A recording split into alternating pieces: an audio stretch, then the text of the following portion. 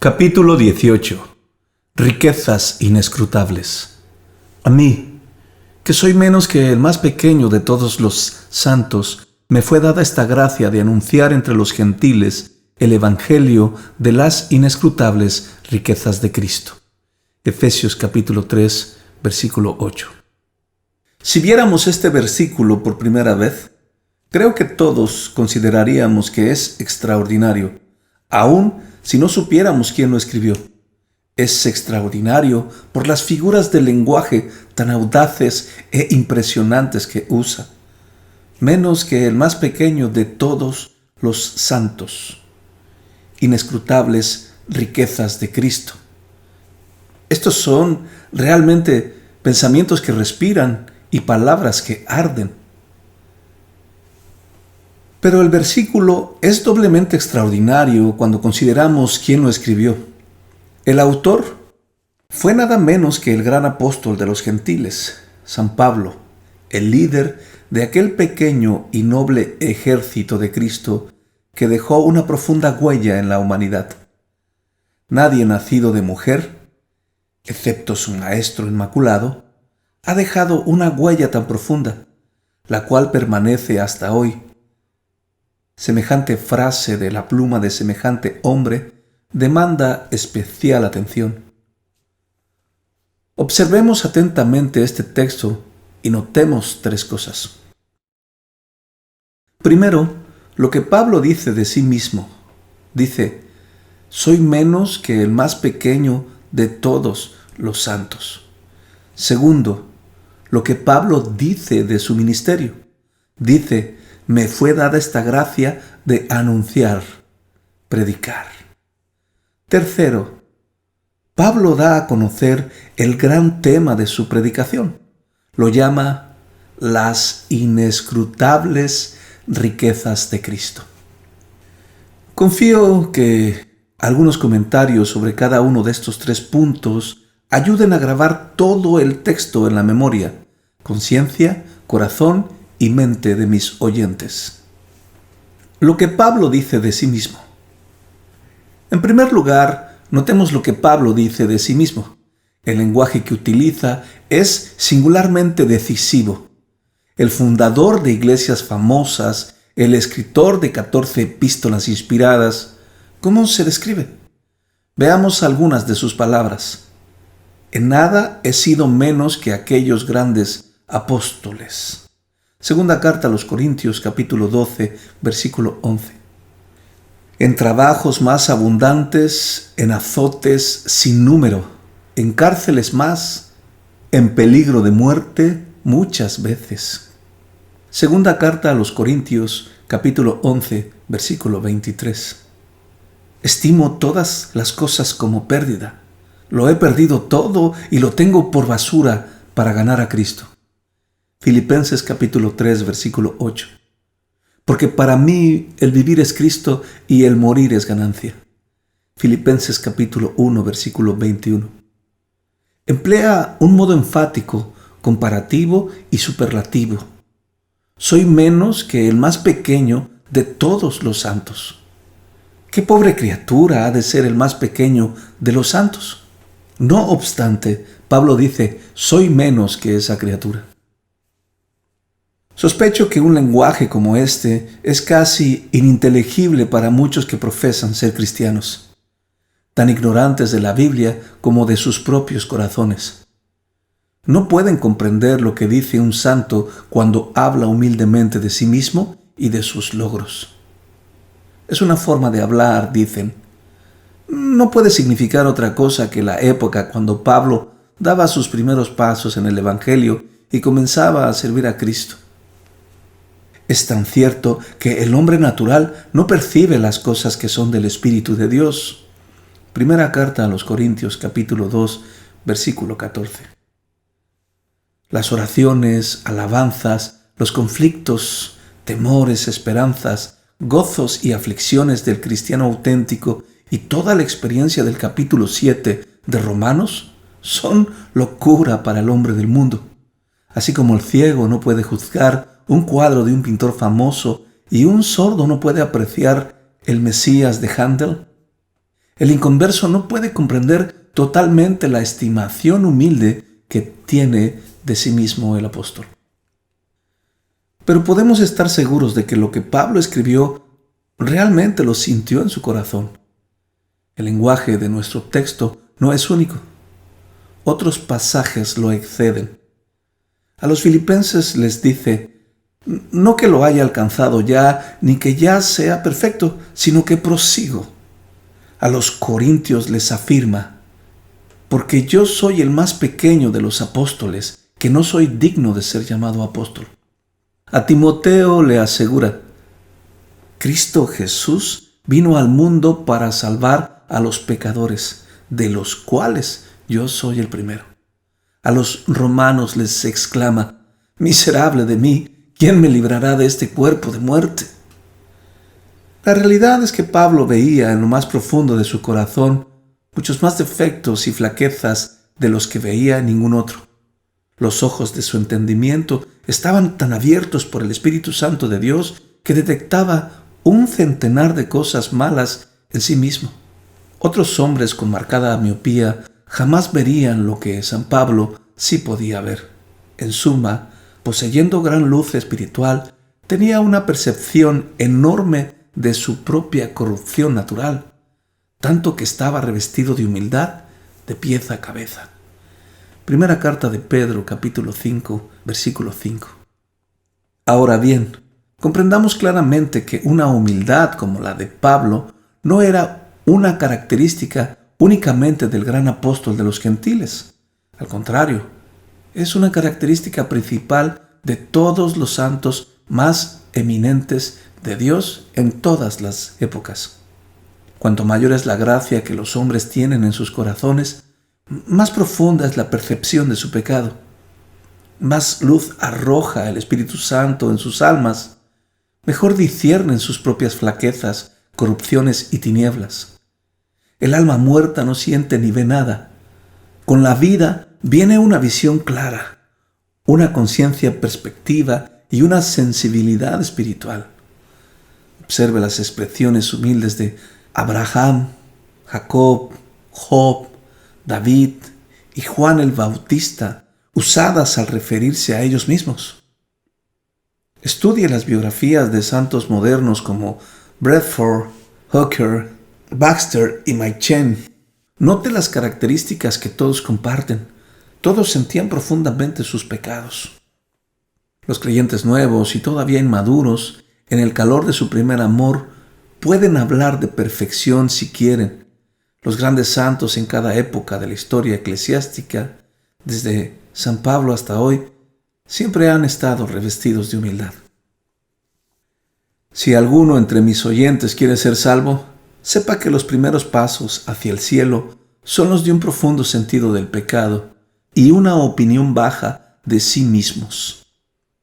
Descarte esa débil y tonta tradición de que el comienzo de una vida cristiana se caracteriza por sentirse bueno. En cambio, comprenda aquel gran principio bíblico de que tenemos que comenzar por sentirnos malos y que hasta cuando realmente nos sintamos malos, nada sabremos de la bondad o la salvación cristiana. Bienaventurado el que ha aprendido a acercarse a Dios con la oración del publicano: Dios, sé propicio a mí, pecador. Lucas capítulo 18, versículo 13. Procuremos ser humildes. No hay otra gracia que le quede mejor al creyente. ¿Qué somos que justifique que nos sintamos orgullosos? De todos los seres del mundo, ninguno es tan dependiente como el hijo de Adán. Hablando de su físico, ¿qué cuerpo como el cuerpo del hombre requiere tanto cuidado y atención y es cada día tan deudor a la mitad de la creación por su comida y su ropa? Hablando de su mente, qué poco saben los más sabios de los hombres, y los hay pocos. Cuán ignorante es la mayor parte de la humanidad y cuánto sufrimiento genera por su ignorancia. Somos de ayer, dice el libro de Job, y nada sabemos. Job capítulo 8, versículo 9. Por cierto, que no hay ninguna cosa creada sobre la tierra o en el cielo que debiera estar revestida de humildad como debiera estarlo el hombre. Procuremos ser humildes. No hay gracia más apropiada para el cristiano. El libro de oraciones sin igual de la Iglesia Anglicana, de principio a fin, pone en la boca del que lo usa el más humilde de los lenguajes. Las frases al principio de la oración matutina y la vespertina, la confesión general, la letanía y el servicio de comunión están repletos de expresiones humildes. Todos a una voz brindan a los fieles de la Iglesia Anglicana una enseñanza clara con respecto a nuestra posición correcta a la vista de Dios. Procuremos todos ser más humildes. Podemos saber algo de esto ahora, pero cuanto más sepamos, más nos pareceremos a Cristo. Escrito está de nuestro bendito Señor, aunque Él no tuvo pecado, que siendo en forma de Dios, no estimó el ser igual a Dios como cosa a que aferrarse, sino que se despojó a sí mismo tomando forma de siervo, hecho semejante a los hombres, y estando en condición de hombre, se humilló a sí mismo, haciéndose obediente hasta la muerte y muerte de cruz. Filipenses capítulo 2, versículos 6 al 8. Recordemos también las palabras que proceden a este pasaje. Haya pues en vosotros este sentir que hubo también en Cristo Jesús. Filipenses capítulo 2, versículo 5. Los hombres que más son atraídos hacia el cielo, más se revisten de humildad. En la hora de la muerte, con un pie en la tumba, con algo de luz del cielo brillando sobre ellos, cientos de grandes santos y dignatarios eclesiásticos han tenido plena conciencia de ser pecadores. Hombres como Selden, el obispo Butler y el arzobispo Longley han dejado registrada su confesión de que nunca, hasta esa hora, habían visto sus pecados con tanta claridad, ni sentido con tanta profundidad su deuda de misericordia y gracia. Solo el cielo nos habrá de enseñar plenamente lo humilde que debiéramos ser. Solo entonces, cuando estemos dentro del velo, miremos todo el camino de la vida por donde fuimos conducidos. Solo entonces comprenderemos completamente la necesidad de ser humildes y lo hermoso que es serlo. Las palabras de Pablo, que hoy nos parecen tan duras, aquel día no lo parecerán tanto. Claro que no. Arrojemos nuestras coronas delante del trono y comprendamos lo que el gran teólogo quiso decir cuando afirmó: el himno del cielo será lo que has hecho, Dios. Números capítulo 23, versículo 23. El ministerio de Pablo. En segundo lugar, notemos lo que dice Pablo acerca de su ministerio. Las palabras del apóstol son muy sencillas al referirse a él. Dice: me fue dada esta gracia de anunciar, o sea, predicar. El significado de esta frase es claro. Me fue dado el privilegio de ser un mensajero de las buenas nuevas. He sido comisionado para ser el heraldo de las nuevas de gran gozo. No podemos dudar de que el concepto paulino del oficio del pastor incluía la administración de las ordenanzas y de hacer todas las demás cosas necesarias para la edificación del cuerpo de Cristo. Pero aquí, como en otros lugares, es evidente que la idea principal continuamente en su mente era la responsabilidad principal de un ministro del Nuevo Testamento. Esta responsabilidad es ser predicador, evangelista, embajador de Dios, mensajero de Dios y heraldo de las buenas nuevas a un mundo caído. Dice en otro lugar: no me envió Cristo a bautizar, sino a predicar el Evangelio. Primera carta a los Corintios capítulo 1, versículo 17. No veo que Pablo haya apoyado alguna vez la teoría favorita de muchos, de que la intención era que fuera un ministerio sacerdotal, un sacerdocio eucarístico sacrificial en la Iglesia de Cristo. No hay ni una palabra en el libro de los Hechos ni las epístolas a las iglesias que justifique semejante noción. No está escrito en ninguna parte que Dios haya nombrado a algunos en la iglesia, primero apóstoles, luego sacerdotes. Primera carta a los Corintios capítulo 12, versículo 28. Hay una ausencia notable de esta teoría en las epístolas pastorales a Timoteo y Tito. donde uno esperaría encontrarla si es que pretendiera encontrar base para esas ideas. Por el contrario, precisamente en estas epístolas leemos expresiones como manifiesto su palabra por medio de la predicación. Yo fui constituido predicador para que por mí fuese cumplida la predicación. Y como broche de oro, una de sus últimas exhortaciones a su hijo espiritual Timoteo, cuando lo dejó a cargo de una iglesia organizada, es esta frase concisa y expresiva: que prediques la palabra. Segunda carta a Timoteo, capítulo 4, versículo 2. En suma, creo que Pablo quiso que comprendiéramos que no importa lo variadas que sean las obras para las cuales el pastor es apartado, la primera, más importante y principal, es ser predicador de la palabra de Dios. Pero a pesar de que me niego a aceptar que las Escrituras justifiquen la creencia en un sacerdocio eucarístico sacrificial, no nos vayamos al otro extremo y quitemos el valor al oficio del siervo de Cristo. Es peligroso ir en esa dirección.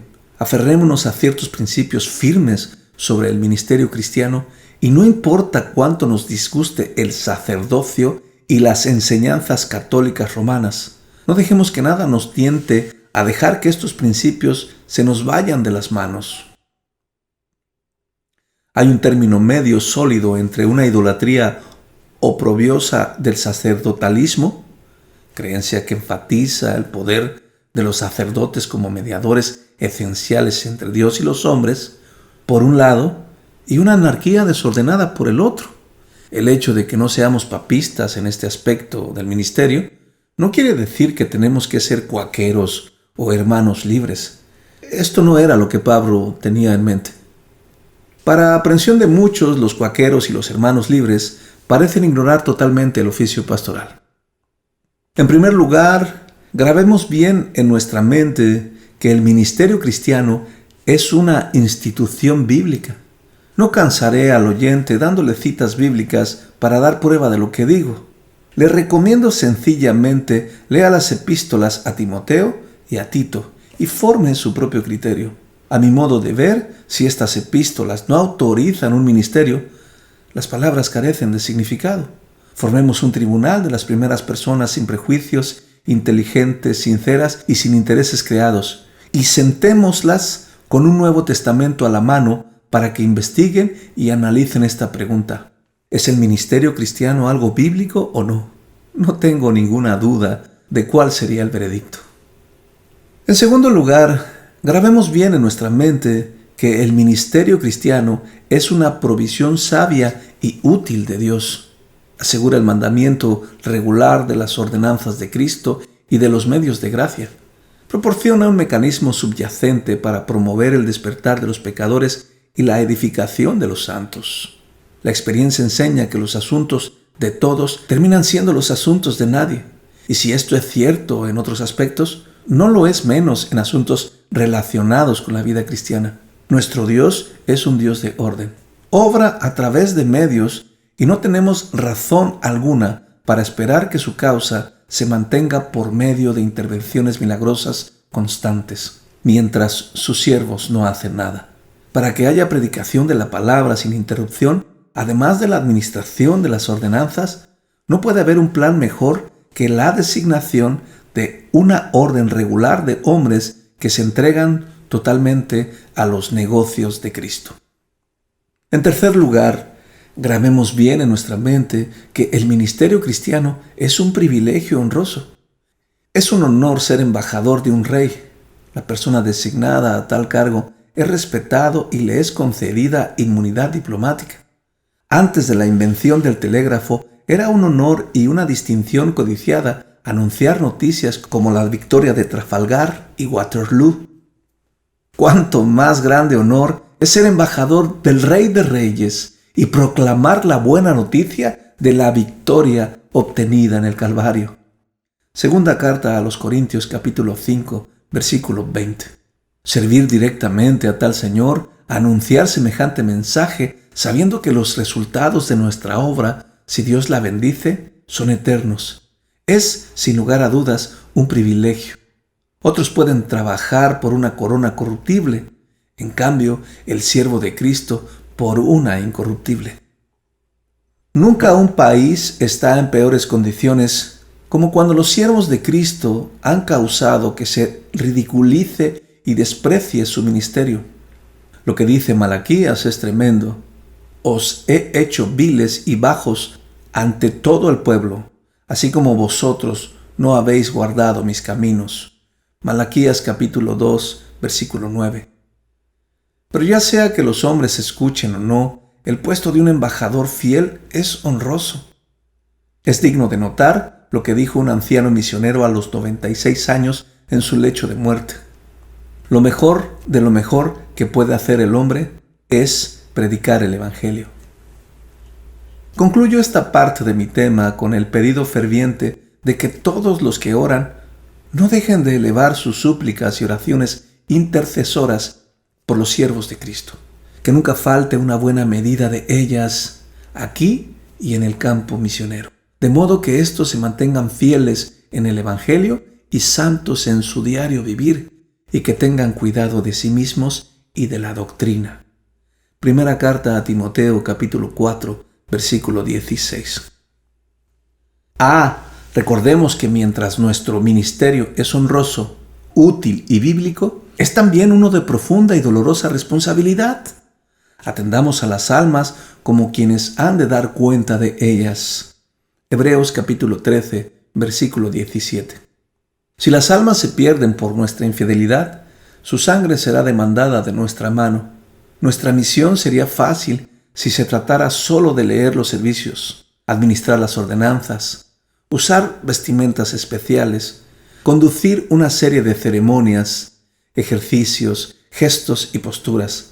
Pero aquello no es todo. Tenemos que entregar el mensaje de nuestro Señor, declarar todo el consejo de Dios. Hechos capítulo 20, versículo 27. Y no guardarnos nada que sea provechoso. Si a nuestra congregación no le anunciamos toda la verdad, podemos arruinar para siempre sus almas inmortales. La vida y la muerte están en poder de la boca del predicador. Con razón decía el apóstol: «Ay de mí si no anunciare el Evangelio». Primera carta a los Corintios, capítulo 9, versículo 16. Pido una vez más que ore por nosotros, quien es suficientemente apto para la tarea. Recuerde el viejo dicho de los padres de la iglesia: nadie está en peor peligro espiritual que los pastores. Es fácil que nos critiquen y nos encuentren defectos. Tenemos este tesoro en vasijas de barro. Somos hombres con las mismas pasiones que todos y no somos infalibles. Ore por nosotros. En estos días de pruebas, tentaciones y controversias, pida que a nuestra iglesia nunca le falten obispos y diáconos firmes en la fe, audaces como leones, prudentes como serpientes y sencillos como palomas. Mateo capítulo 10, versículo 16. El mismo que dijo: «Me fue dada esta gracia de anunciar», dijo también en otra ocasión: «Orad por nosotros, que la palabra del Señor corra y sea glorificada, así como lo fue entre vosotros, y para que seamos librados de hombres perversos y malos, porque no es de todos la fe». Segunda carta a los Tesalonicenses, capítulo 3, versículos 1 y 2. Cristo, el tema de la predicación de Pablo. Notemos en último lugar lo que Pablo dice del gran tema de su predicación. Lo llama las inescrutables riquezas de Cristo. Que el hombre de Tarso convertido predicara a Cristo es lo que hubiéramos esperado por sus antecedentes. Habiendo encontrado paz por medio de la sangre que Cristo derramó en la cruz, es indudable que querría contarle a otros lo que pasó en su encuentro con Jesús. Nunca perdía su valioso tiempo exaltando una mera moralidad sin raíces, en discutir abstracciones inciertas y expresiones vacías. Lo cierto, lo noble, lo sincero, lo hermoso, los gérmenes de bondad en la naturaleza humana y cosas parecidas. Siempre iba al fondo de cada cuestión y les mostraba a los hombres la gran enfermedad humana, su estado desesperante como pecadores y el gran médico que necesita el mundo enfermo de pecado. Además, el hecho de que predicara a Cristo entre los gentiles concuerda con todo lo que sabemos de su línea de acción en todo lugar y entre todas las gentes. Donde quiera que viajaba y se ponía de pie para predicar, en Antioquía, Listra, Filipos, Atenas, Corinto y Éfeso, entre griegos y romanos, letrados e iletrados, estoicos y epicúreos, entre ricos y pobres, bárbaros y escitas, libres y esclavos, Jesús y su muerte expiatoria, Jesús y su resurrección eran el tema central de sus sermones. Variaba sabiamente su método de presentarlo, según su auditorio, pero el tema y el corazón de su predicación era Cristo crucificado. Observemos en el texto que estamos enfocando una expresión muy peculiar, una expresión que incuestionablemente es única en sus escritos, las inescrutables riquezas de Cristo. Es un lenguaje fuerte y ardiente con el que siempre recordaba su deuda con la misericordia y la gracia de Cristo. Le encantaba mostrar con sus palabras la intensidad que sentía. Pablo no era un hombre que decía las cosas a medias. Nunca olvidó el camino a Damasco, la casa de Judas, la calle llamada derecha, la visita del buen Ananías, las escamas que cayeron de sus ojos, su propia experiencia maravillosa de pasar de muerte a vida. Estos hechos siempre estaban a flor de piel en su mente y entonces no se conformaba con decir, me fue dada esta gracia de anunciar. No, amplía su tema, lo llama las inescrutables riquezas de Cristo. Pero, ¿qué quiso decir el apóstol cuando se refirió a las inescrutables riquezas? Esta es una pregunta difícil de contestar. Es indudable que veía en Cristo una inmensurable provisión para las necesidades del alma del hombre. Así que no tenía otra frase para expresar la inmensidad de esta verdad. Desde cualquier punto de vista que observaba a Cristo, veía en él mucho más de lo que la mente común podía percibir y expresar con palabras. Solo podemos ofrecer conjeturas de lo que tuvo la intención de decir exactamente.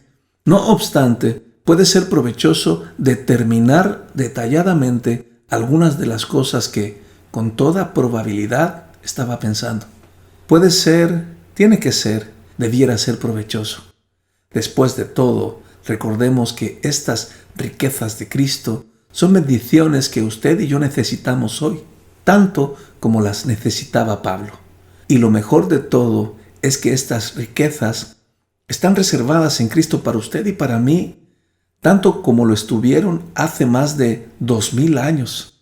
Siguen allí, todavía se ofrecen gratuitamente a todo aquel que esté dispuesto a aceptarlas. Siguen siendo propiedad de cada uno que se arrepiente y crea. Demos una mirada a algunas de ellas. En primer lugar y sobre todo, grabemos en nuestra mente que hay inescrutables riquezas en la persona de Cristo. Esta unión del hombre perfecto y el Dios perfecto en la persona de nuestro Señor Jesucristo es un gran misterio que ni siquiera podemos empezar a comprender. Es un hecho más allá de nuestra capacidad de captar. Pero, misteriosa como pueda ser esta unión, es una riqueza de paz y consolación de todo el que la acepta. El poder y la compasión infinitos se unen y combinan en nuestro Salvador. Si hubiera sido únicamente el hombre, no nos hubiera podido salvar. Si hubiera sido únicamente Dios, lo digo con reverencia, no hubiera podido compadecerse de nuestras debilidades, ni hubiera padecido siendo tentado. Hebreos capítulo 2, versículo 18, capítulo 4, versículo 15. Siendo Dios, es poderoso para salvar, y siendo hombre, es totalmente apto para ser nuestra cabeza, nuestro representante y nuestro amigo. Dejemos que los que nunca piensan seriamente nos provoquen si quieren, discutiendo credos y teología dogmática. Pero nunca se avergüence el cristiano reflexivo de creer y aferrarse a la doctrina casi olvidada de la encarnación y de la unión de dos naturalezas en nuestro Salvador. Es una verdad rica y preciada el que nuestro Señor Jesucristo sea Dios y hombre. En segundo lugar, grabemos en nuestra mente que hay inescrutables riquezas en la obra que Cristo realizó por nosotros cuando vivió, murió y resucitó aquí en la tierra. De hecho y en verdad, Él completó la obra que su Padre le había encomendado. Juan capítulo 17, versículo 4. La obra de expiación por el pecado, la obra de reconciliación, la obra de redención, la obra de satisfacción y la obra de sustitución como el justo por el injusto. Sé que algunos llaman a estas breves frases términos teológicos inventados por el hombre, dogmas humanos y cosas así. Pero les resulta muy difícil probar que cada una de estas frases que pueden parecer trilladas no contienen fehacientemente la sustancia de textos claros de las Escrituras, los cuales por conveniencia, como la palabra Trinidad, los teólogos decidieron resumir en una sola palabra la realidad de Dios Padre, Dios Hijo y Dios Espíritu Santo. Cada expresión es muy rica. En tercer lugar, grabemos en nuestra mente que hay inescrutables riquezas en los oficios que Cristo realiza en este momento, al vivir por nosotros a la diestra de Dios. Es nuestro mediador, abogado, sacerdote, intercesor, pastor, obispo, médico, capitán, rey, señor, cabeza, precursor, hermano mayor y esposo de nuestras almas. Es indudable que estos oficios no tienen ningún valor para los que no saben nada de Cristo, pero para los que viven la vida de fe y buscan primeramente el reino de Dios, cada oficio es tan preciado como el oro. Grabemos también en nuestra mente que hay inescrutables riquezas en los nombres y títulos conferidos a Cristo. En las Escrituras son muchos, como bien lo sabe todo lector esmerado de la Biblia, pero por falta de espacio no haré más que seleccionar algunos. Pensemos por un momento en títulos como Cordero de Dios, el pan de vida, la fuente de agua viva, la luz del mundo, la puerta, el camino, la vid, la roca, la piedra angular, el manto del cristiano y el altar del cristiano. Reflexione sobre cada uno de estos nombres y considere cuánta riqueza contienen. Para el hombre indiferente y mundano son solo palabras y nada más. Pero para el cristiano auténtico, el análisis de cada título dará como resultado una riqueza de verdades benditas. Por último, grabemos en nuestra mente que hay inescrutables riquezas en las características, cualidades, atributos, disposiciones e intenciones de la mente de Cristo hacia el hombre, que nos son reveladas en el Nuevo Testamento. En Él hay riquezas de misericordia, amor y compasión por los pecadores, riquezas de poder para limpiar, perdonar y salvar perpetuamente, riquezas de buena voluntad para recibir a todo el que viene a Él arrepentido y creyendo, riquezas de habilidad para cambiar por su espíritu al corazón más duro y el carácter más malo, riquezas de tierna paciencia para sostener al creyente más débil, riquezas de fortaleza para ayudar a su pueblo hasta el fin, a pesar de todo obstáculo exterior e interior, riquezas de compasión por todos los desalentados que le llevan a Él sus problemas, y por último, pero no por eso menos importante, riquezas de gloria para otorgar recompensa cuando vuelva para resucitar a los muertos y reunir a su pueblo, a fin de que moren con Él en su reino. ¿Quién puede estimar el valor de estas riquezas? Los hijos de este mundo las pueden tomar con indiferencia o rechazarlas con desprecio, pero para los que se dan cuenta del valor de sus almas es muy distinto. Dirán a una voz: no hay riquezas que se comparen a las que tiene Cristo para su pueblo, porque estas riquezas son inescrutables. Es difícil estimar correctamente su valor. Son una mina que no importa cuánto se trabaje, nunca se agota. Son como un manantial que no importa cuánta agua se saque de ella, nunca se seca. El sol en el cielo ha brillado durante miles de años y sigue dando luz, vida, calor y fertilidad a toda la superficie del globo. No existe un árbol ni una flor en Europa, Asia, África o América que no sea deudora al sol. Y el sol sigue brillando de generación en generación, una temporada tras otra, saliendo y poniéndose con una regularidad absoluta, dando a todos sin tomar nada de nadie, siendo hoy la misma luz y el mismo calor que fue el día de la creación. El sol es sin duda alguna el gran benefactor de la humanidad. Lo mismo sucede con Cristo, si es que alguna ilustración puede acercarnos a la realidad. Él sigue siendo el sol de justicia para toda la humanidad. Malaquías capítulo 4, versículo 2. Millones de personas se han beneficiado de Él en el pasado y con sus ojos puestos en Él vivieron tranquilos y tranquilos murieron. Myriadas de personas en este mismo momento están tomando de Él su dosis diaria de misericordia, gracia, paz y fortaleza y ayuda, encontrando que en Él mora toda la plenitud. No obstante, estoy seguro de que desconocemos la mitad de las riquezas que Él guarda. Muy apropiado fue que el apóstol usara la frase inescrutables riquezas de Cristo. Aplicaciones prácticas. Concluyo este capítulo con 3 aplicaciones prácticas para conveniencia de mis oyentes. Las pondré en forma de preguntas, instando a cada uno a que las examine en silencio y luego dé una respuesta. Primero quiero preguntarle qué piensa usted de sí mismo. Ya hemos enfocado lo que Pablo piensa de sí mismo. Ahora pues, ¿qué pensamientos le vienen a la mente cuando los enfoca en usted mismo? ¿Ha descubierto la verdad fundamental de que es usted un pecador culpable a los ojos de Dios? Hay un clamor fuerte e incesante de que haya más escuelas que eduquen.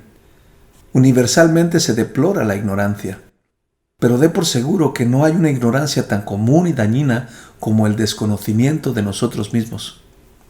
Sí, los hombres pueden saber mucho de arte, ciencia, idiomas, economía, política y el arte de gobernar, y, no obstante, ser tristemente ignorantes en cuanto al estado de su corazón y de su posición delante de Dios.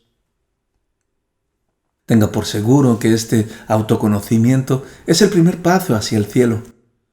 Conocer la perfección inconmensurable de Dios y nuestra inmensa imperfección, ver nuestras propias faltas e inconmensurable corrupción, es el ABC de una fe salvadora. Cuanta más luz real interior tengamos, más humildes seremos y mejor comprenderemos el valor del Evangelio de Cristo que tantos desprecian. El que tiene la peor opinión de sí mismo y de sus propias acciones es quizá el mejor cristiano delante de Dios. Sería bueno si muchos pudieran orar noche y día esta sencilla oración: Señor, ayúdame a verme a mí mismo. En segundo lugar, ¿qué piensa usted de los siervos de Cristo? Por más extraña que parezca la pregunta, creo que el tipo de respuesta, si es sincera, a menudo es una prueba justa del estado de su corazón. No le estoy preguntando acerca de algún clérigo perezoso, mundano e inconstante, un guardia dormido, ni un pastor infiel.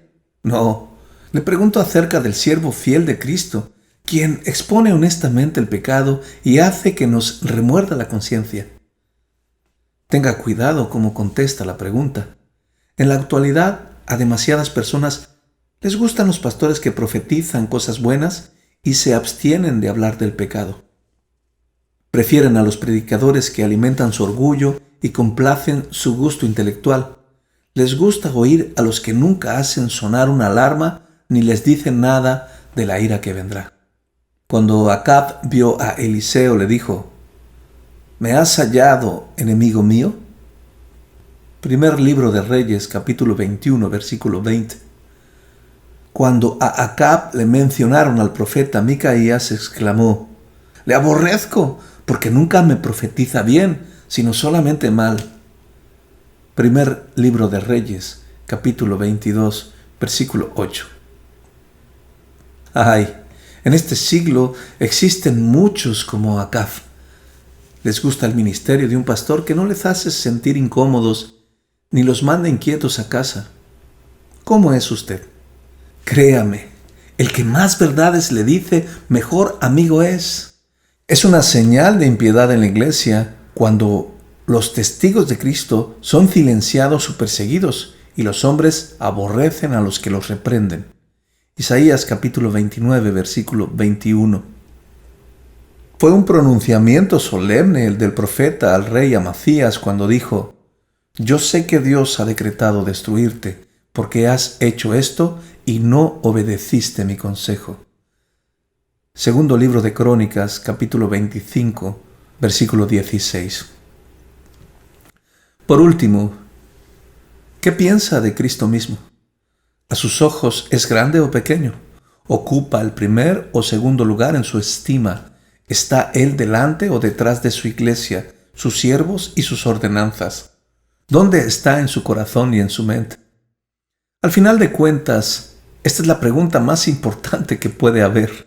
El perdón, la paz, la conciencia tranquila, esperanza en la hora de la muerte y el cielo mismo dependen de su respuesta. Saber de Cristo es vida eterna. Estar sin Cristo es estar sin Dios. El que tiene al Hijo tiene la vida. El que no tiene al Hijo de Dios no tiene la vida. Primera carta de Juan, capítulo 5, versículo 12. Los amigos de una educación netamente secular, los defensores entusiastas de la reforma y el progreso, los adoradores de la razón, el intelecto, la mente y la ciencia, pueden decir lo que quieran y hacer todo lo que quieran para arreglar al mundo, pero descubrirán que sus esfuerzos son en vano si no tienen en cuenta la caída del hombre y si no hay lugar para Cristo en sus planes. Existe una enfermedad grave en el corazón de la humanidad que echará por tierra todos sus esfuerzos y arrasará con todos sus planes. Esa enfermedad es el pecado. Oh, si la gente al menos pudiera ver y reconocer la corrupción de la naturaleza humana y lo inútil que son los esfuerzos para mejorar al hombre que no se basa en el sistema curativo del Evangelio. Sí, la plaga del pecado está en el mundo y no hay agua que pueda curar esa plaga, excepto la que fluye de la fuente para todo pecado, el Cristo crucificado. En suma, ¿de qué vale la vanagloria? Como dijo un gran teólogo en su lecho de muerte, todos estamos despiertos a medias. Hasta el mejor cristiano entre nosotros sabe poco de su glorioso Salvador. Aún después de haber aprendido a creer, ahora ve por espejo, oscuramente. Primera carta a los Corintios, capítulo 13, versículo 12. No sabemos de las riquezas inescrutables que hay en Él. Cuando despertemos a su imagen en el más allá, nos sorprenderemos de que lo veíamos tan imperfectamente y que lo amábamos tan poco. Procuremos conocerlo mejor ahora y vivamos en una comunión íntima con Él. Viviendo así, no sentiremos necesidad de sacerdotes humanos y confesionarios terrenales. Podremos decir: tengo todo y en abundancia, no quiero más. Me es suficiente que Cristo murió por mí en la cruz, que Cristo intercede siempre por mí a la diestra de Dios, que Cristo mora en mi corazón por fe, que Cristo pronto vuelve para recogerme a mí y al resto de su pueblo para no volver a partir. Sí, Cristo es suficiente para mí. Teniendo a Cristo, tengo inescrutables riquezas. Los bienes que tengo vienen de su mano, y si hay algo malo, me ayuda a bien. Si Él es mi amigo, todo lo tengo. Si no es mi amigo, estoy en pobreza. Si gano en la vida o pierdo también, lo único que importa es tenerlo a Él. Mientras viva en la tierra, no todo tendré. A medias lo conozco, a medias lo adoro. Tan solo una parte de su amor percibo, mas cuando en la gloria un día me encuentre, completamente su gloria veré. Diré con canto inspirado en su amor: estoy satisfecho, Él es mío y yo soy de Él.